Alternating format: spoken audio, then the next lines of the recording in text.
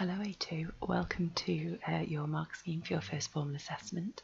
Let's get straight in. So what I would like you to do is I'd like you to use a different coloured pen, and that's absolutely vital. So there should be some at the front, or if you can ask somebody else, because of course I need to ensure, I know you never would, but I need to ensure and be able to demonstrate to my manager that I've not just given you back to put the right information in. So please be really honest. I'm more interested, when I'm marking it, I will be marking it for your actual answers rather than just, sometimes I mark it for your marking almost, but I will be looking at your answers and at your marking, and I'm more interested in being able to see, have you picked up where you did what you didn't do, and do you know how you need to move forward as well. Okay, so please don't change anything, because it would only be cheating yourself. I'm not too bothered about the result at the end. I'm more bothered that I can see you going, oh yeah, just need to remember this and just need to remember that. Okay, first one, hopefully you've remembered this. We've drummed this into your head a million times. Should the hypothesis for the research be directional or non-directional? Explain your answer.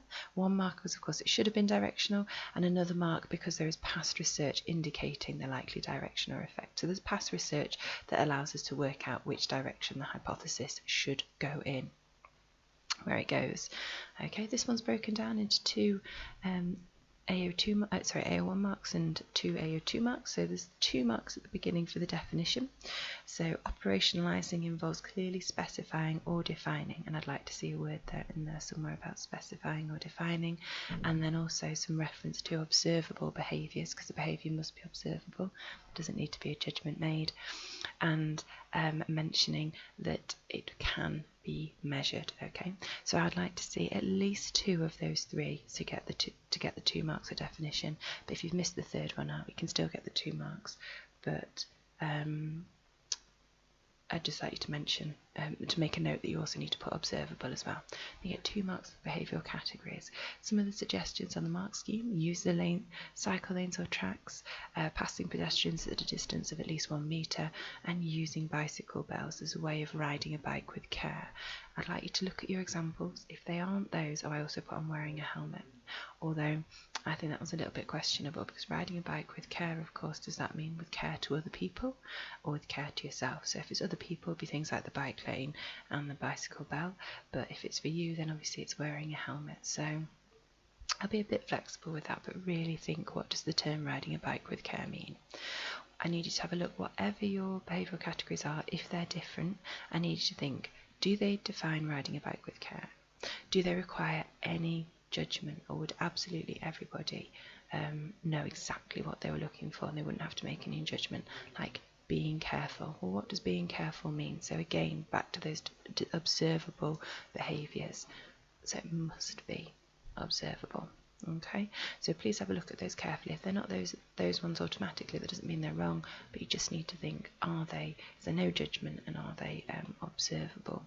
And most importantly, do they measure riding a bike with care and not something else? Okay, this one you get 1 mark for knowing what face validity is, where a behaviour appears at first sight or on the face of it to represent what is being measured. So I think you'll probably all be good with that one, fingers crossed. It says in this context, so therefore it must be applied, and I've highlighted and bolded where I've put application in. So 1 mark whatever for defining face validity, and then to get the extra 2 marks you need those AO2 skills. So having a dog and a lead appears at first glance to be measuring considerate behaviour. So there what you're doing is you're contextualising face validity, and that will get you a 2nd mark. But then what you need to go on to do is extend that a little bit further. Why does it at first glance appear to be measuring considerate behaviour?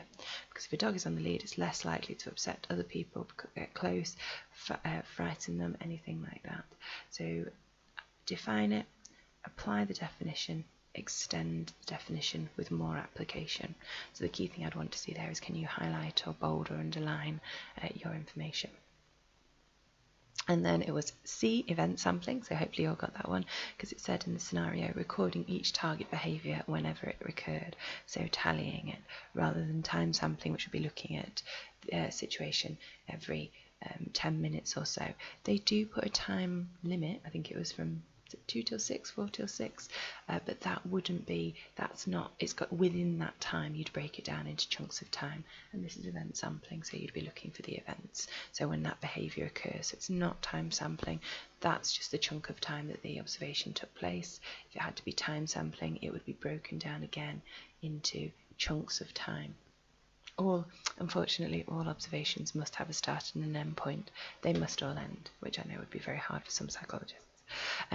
Explain how inter-observer reliability could be ensured by working as a pair. Don't need to apply for this one. If you've had, that's brilliant. That's an extra bonus. You'll have gone into more detail, so might have got more guaranteed marks you wouldn't have got if you weren't contextualising it. However, if you haven't, you don't lose any marks. So the key thing you would say is that you identify beforehand the behavioural categories. Think about how we did that as well when we did it with the Bobo doll.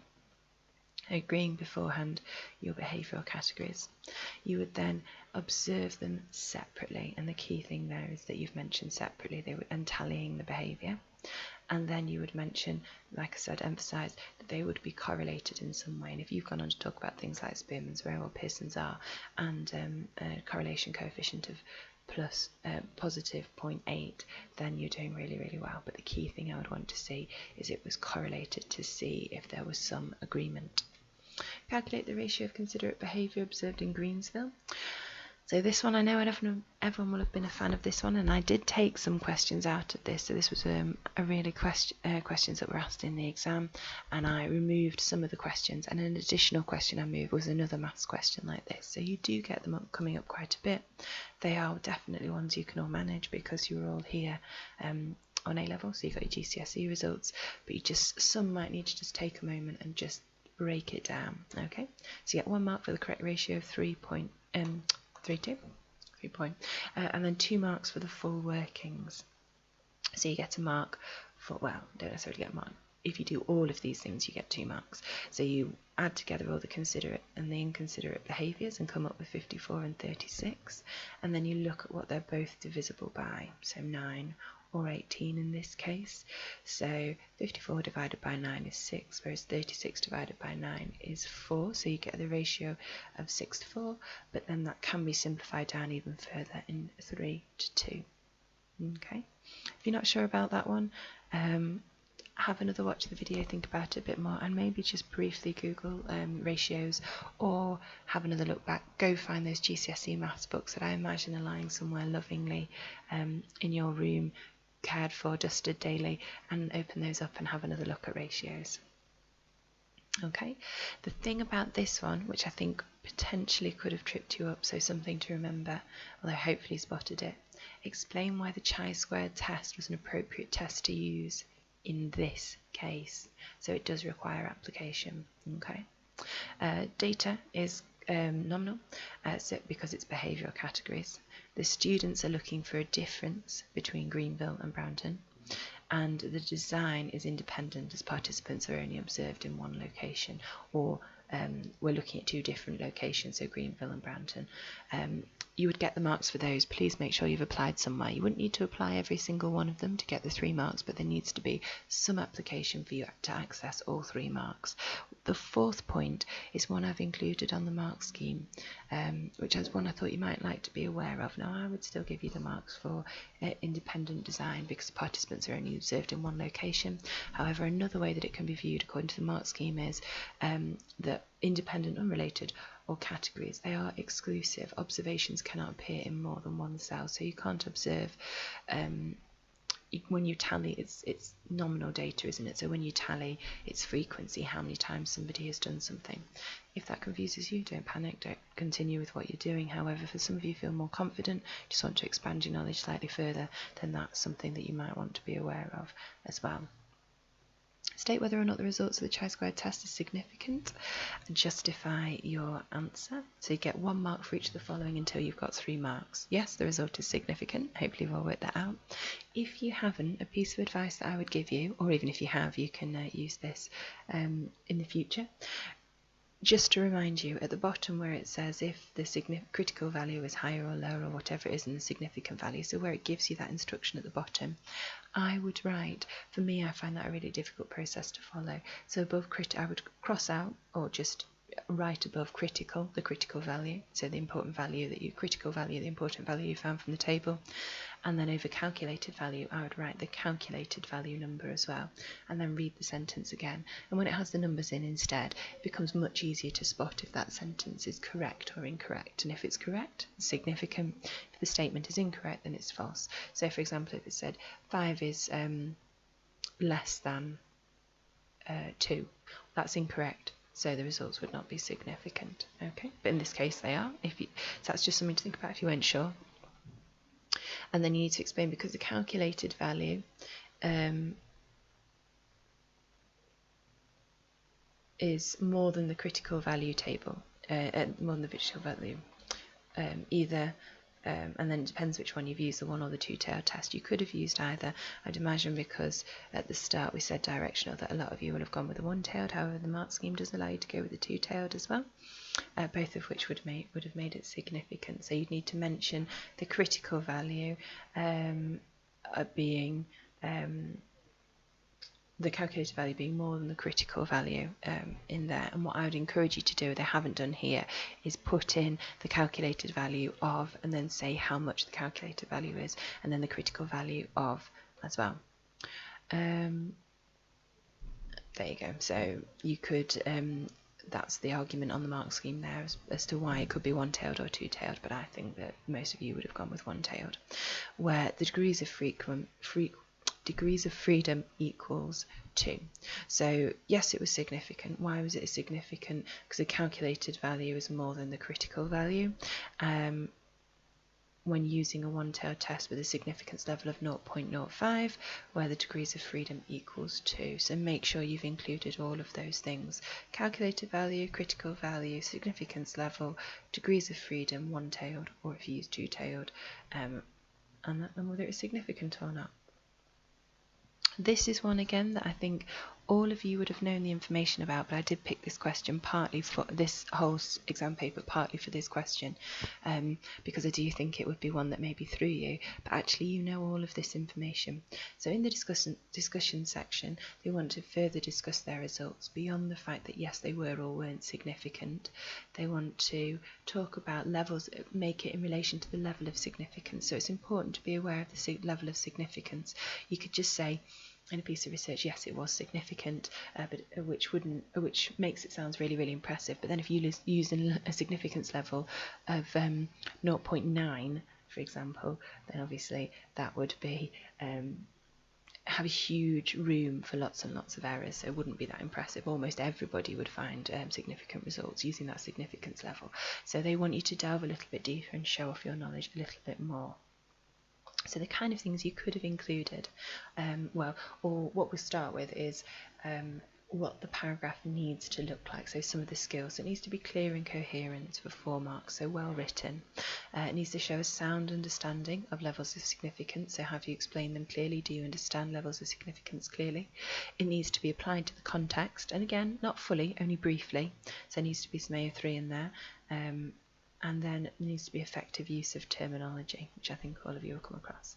So the kind of things that you could have talked about is you could have given explanation of what the levels of significance are, and the fact that in general, generically, levels of significance are an indication of the effect of chance on the findings, so the likelihood of the results being due to chance. And that's it. So a generic definition of what levels of significance are, which you can all give me. And then we could go on to talk about 95% confidence. So because the results were found to be significant, we can be 95% confident when accepting the research hypothesis that there is more considerate behaviours in Greenville than in Brownton. So that's where some of your application comes in. And then swap it over. So there's a 5% possibility the same difference would occur between Greensville and Brownton application when the results weren't due to cause and effect, or if they were due to chance. Okay, so again, you know all of these things, so it's just applying them. The calculated, and remember we talked about this bit briefly in the exam where I said that if it's significant at 0.05, you continue to look down to see how small the significance level can become, because of course if it's significant at 0.05, that's good, but then if it goes on to be significant at 0.01, then that's incredibly significant or more significant. So you could then explain the calculated value exceeds the critical value of 0.05 but does not meet the more stringent level, the stricter level of 0.01. So again, that's a technique that psychologists use that you could do. And then you could talk about the possibility of a type 1 error. So if you've got a significance level of 0.05, what's the likelihood of you having a type 1 error? Again, application doesn't need to be throughout the whole answer, it just needs to be there at some point, and you should have spoken about some of, definitely not all of, you couldn't possibly fit them all in, but some of those things. I think the first one, if you just explain that, that would give you 1 mark. And then the second 2 bullet points, if you explain those, each one of those could be allocated 2 marks. And then the final one about critical 0.05 and 0.01 could be 1 mark, and the possibility of a type 1 error could be 1 mark as well. But really it's the level of detail that you've gone into. Please don't be too harsh with yourselves on this one. I'd like to see some honest marking, not being too mean, which I think a lot of you are. If you've been able to, if you had a go approaching this one, I'm really pleased. You knew the information and hopefully you can see how you knew it there, but I was worried the type of question might throw you, so I thought it was an important one for you to see. And then finally, how could you carry out a content analysis, and why would the content analysis be appropriate? So explaining why it would be appropriate is because the students are analysing recordings or interviews which are, assuming the questions were open, qualitative. So they're mentioning the recording of the interviews, the fact that the data is qualitative, that would be explaining why the content analysis would be appropriate in this case. So there's your application, because you need that AO2 application. Then you get 1 mark for talking about piloting and identified and coding categories, and the 2nd mark for reading the material and tallying every time an example of a coding category appeared. And I'd be less worried about you applying. If you have, you can brilliant, you can sit there and happy and smug. If you haven't, you can still get the marks for those 2 as well. So what I'd like you to do now is look through all of your marking, and at the bottom, at the top somewhere, can you make a note of something that you've consistently not managed to do this time that you will manage to do in the future? Ideally that would be exam technique. However, if you think it's something to do with revision or get a significant gap in your knowledge in just one particular topic, anything like that, I'd like you to pick it out. I'd like you to tell me what it is that you need to do. So change it to a positive. Don't say I didn't apply. You need to say whenever the phrase in this study or in this context or whatever appears, I need to remember to apply. And then you need to tell me how you're going to do that. So how are you going to change your behaviour in the next assessment to ensure that you apply? Are you going to go through and highlight a phrase in every exam question that suggests that you should apply? I don't see many people highlighting exam questions. Some I do, and I'm really pleased, but not too many, so I'd quite like to see that. Could be something completely different. Tell me what it is. Tell me how you are going to avoid making that mistake next time. Okay, brilliant. Thank you very much.